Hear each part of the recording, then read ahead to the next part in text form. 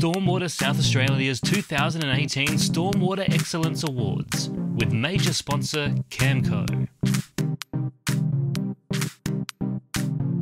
For the category Excellence in Infrastructure, sponsored by Cook Precast Concrete. Waterproofing the East, Guidera O'Connor and Walbridge Gilbert Aztec. The Waterproofing the East was a project that was developed about 9 years ago.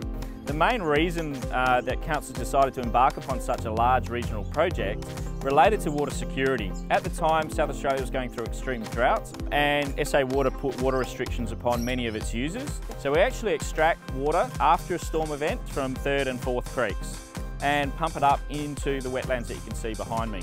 Or it can go into our biofilters. Coming out of the treatment system, we then pump it down to a storage tank at Hamilton Reserve. From that site, the water is disinfected.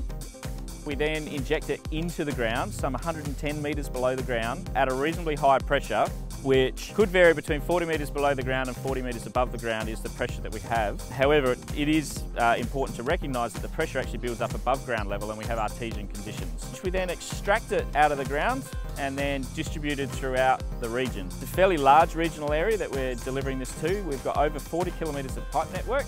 Traditionally, if you go back to the USHOS study in 2008-2009, it was effectively saying that the eastern suburbs of Adelaide could not have a stormwater harvesting scheme of any scale. The criteria to be judged at that particular period was 200 meg per annum. Now this scheme is actually looking to harvest over 500 meg per annum. We actually have multiple parts of our scheme all over the region, which makes aquifer storage and recovery along with stormwater harvesting. Each component in itself is not unique, however putting it all together is unique. There's no textbooks on what we're doing. We're at a scheme size that's exceeding what most people thought would be the case. We're still working with the properties of the aquifer to determine exactly how large we can make this scheme, but the scheme in itself, with the unique nature of the design, we still haven't exceeded the cost thresholds.